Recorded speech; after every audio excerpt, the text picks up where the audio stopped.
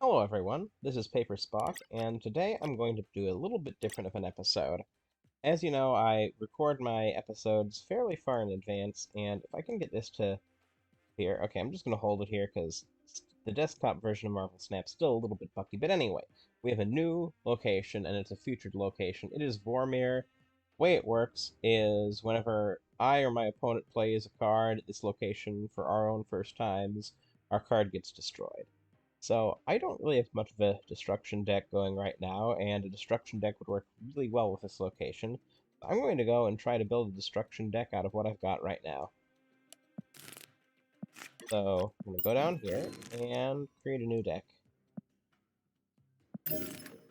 So what I like to do is I like to try to think about how I'm going to put it together by starting by sorting by energy and then filtering.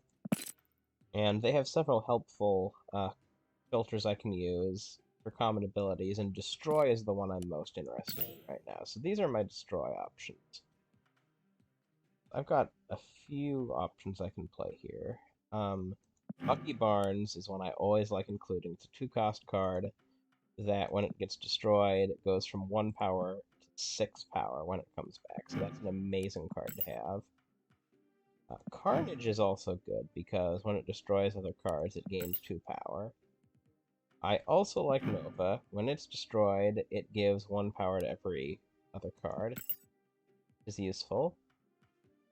Looking at these others, I've got only a couple new ones, and I'm not sure if I really view them as traditional destroy cards, but they're still good, and I might want to include them. I'll think about it. So, one I definitely want is Deathlok is a standard to include with Sabretooth. Deathlok, what it does is it destroys the other cards at my location, uh, and has no other benefit other than being a 5-power card, which for a 3-cost card, I think is maybe on average, maybe a little better. I'm not quite sure on exactly how that works out. And Sabretooth, when it's destroyed, it gets returned to my hand and costs 0. So I'm going to throw that in there. Wolverine also, when it's destroyed or discarded, play it for random location. I used to like that. I'm not sure how much I like it now. Gambit is more for destroying your opponent's cards, so that would work better in a discard deck because you discard a card of your own and then destroy a random enemy card. Angel. I've never liked Angel, really, because what it does is when you destroy one of your cards, it flies in to take its place. I sometimes like to use Destroy to fill in, but you know what? I'll add it. I'll see how it feels to run it. These other cards, I feel like I could include some of them, but I'm not going to include them specifically because they're destruction related right now.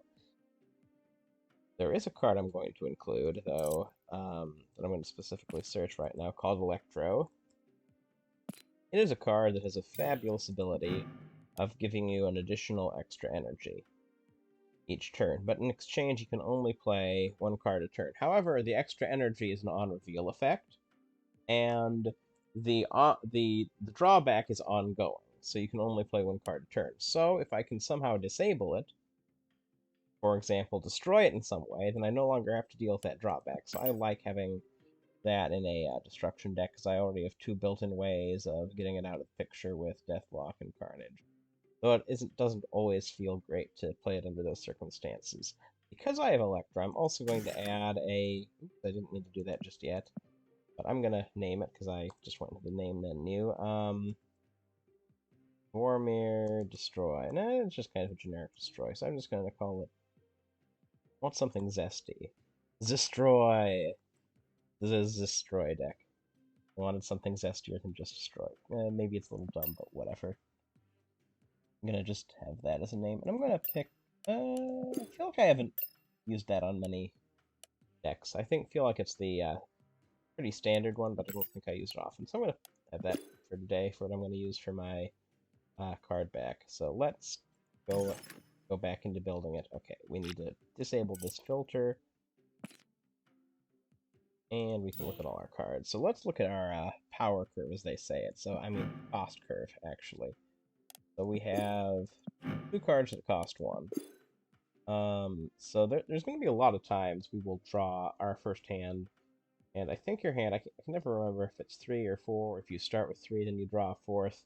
I think that's how it works. But anyway, you don't start with a lot of cards in your hand, so it's very likely you only have a couple one-cost cards that you aren't going to draw one. There's several ways of fixing this. The default way of fixing it is there is a card you get right at the beginning of the game when you start playing called Quicksilver that always starts in your opening hand. But as I've played more and more, I feel like sometimes it's okay to not be able to play anything your first turn. That's something that I can live with. So I don't necessarily feel as much pressure as I used to try to mix something in. What I do feel like this deck is lacking is some of the higher, more powerful cards, because we only have up to a 3-cost card, and it only has 5 power. So what can we add to the picture? Sunspot would be something I might want to include, not for that reason, but because of Electro. Because when I play Electro, I'm going to often have unused energy if I'm not able to disable it. But also considering I have Electro, I might be able to play 2 6-cost cards, so I might want to think about incorporating those into the picture. Hulk is always an easy card for me to include, because it's strong, there's nothing that tells your opponent you're going to play it. Infinite is even stronger. It's a 20 power card, but you have to avoid playing a card in order to make use of it. And that's pretty obvious if in turn 5, when people are usually doing some kind of setup, you don't play anything. Now, sometimes I do miss it, but like it's a big enough tell that you're not going to want to have that necessarily unless you have some additional benefit from it. So usually what you do with Infinite is you also throw in Sunspot, because Sunspot sucks up any unspent power you didn't use during your turn and adds that and makes it power. Well, unused energy, I guess is the correct term. Energy. And then when you don't spend energy, it becomes power that gets added to that card. So that's a common combo. I think I want to avoid Infinite today. I might include the Leader, because the Leader is just a very powerful card they're thinking about nerfing. I don't know if they're thinking about nerfing, but like and they may have well nerfed it by now, because this is probably going to come out in a few weeks past when I'm recording it. But the thing with the Leader is it plays every card your opponent does. So copy all cards your opponent played this turn, but on your side. So sometimes that doesn't work out, but very often it works out. And for now, I'm going to include that in this deck as one of my 2 powerful options. The other powerful thing I want to include is the Hulk, because I like the Hulk. As I said, it's hard to tell that your opponent's setting up for that. Leader, also kind of hard to tell your opponent's setting up, so they may not see necessarily where I'm going. I feel like other decks might end up having situations where they, where was I going with that thought? Other decks might have situations. I really don't know where I was going with that thought. I apologize. Let me think what card I want to add next. Probably I will re-listen to myself and maybe be like, oh, that's what I was thinking, but until then, who knows? Okay, what else do I want to add into this deck? I do know people often like to throw Leech in with the Leader, because Leech disables the abilities from cards. So basically, your opponent is just playing cards for raw power. It eliminates unexpected things from happening. But what else could I do instead of that? 5 would be good to include. Maybe a 4 or so. Maybe even some lower cost cards, but...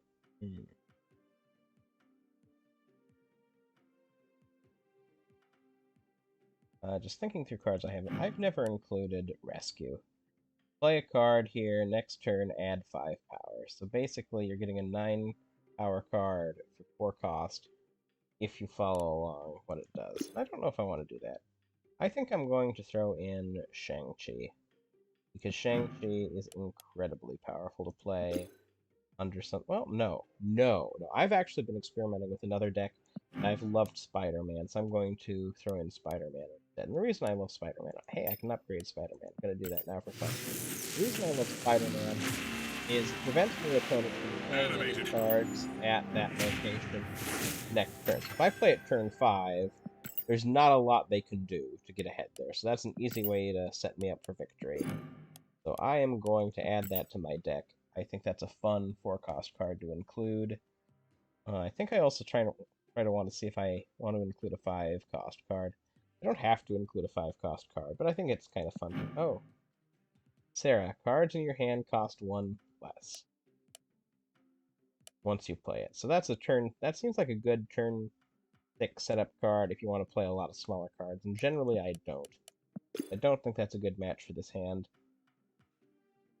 What else could I put in there that's 5? I don't necessarily have to. I'm just saying there's something that I would want to try to include that's 5, because hey, it's good to be able to play something good turn 5.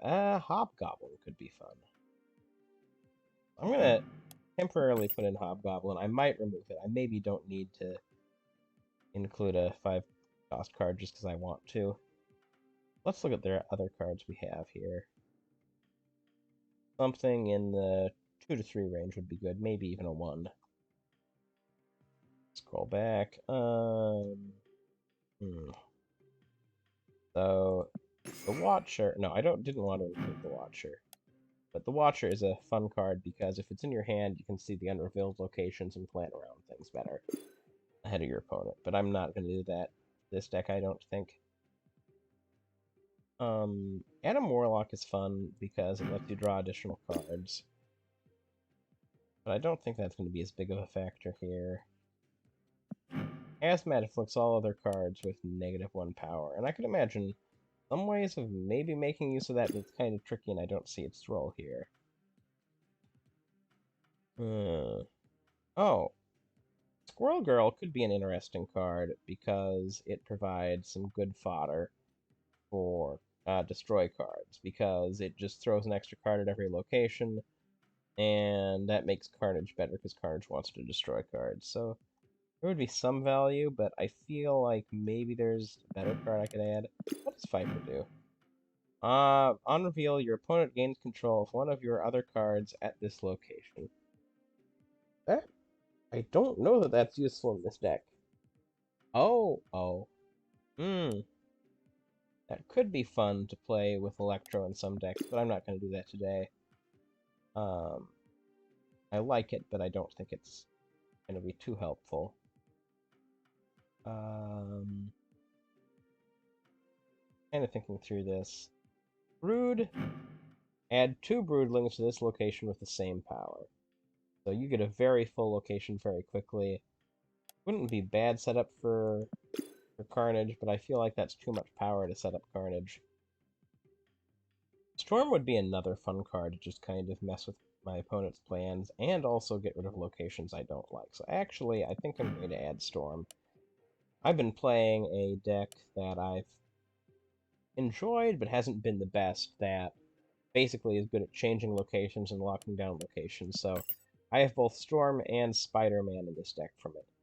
Those, I think Zestroy, or Zestroy, I don't know how I want to say it, is ready to go, because I think I have a decent deck.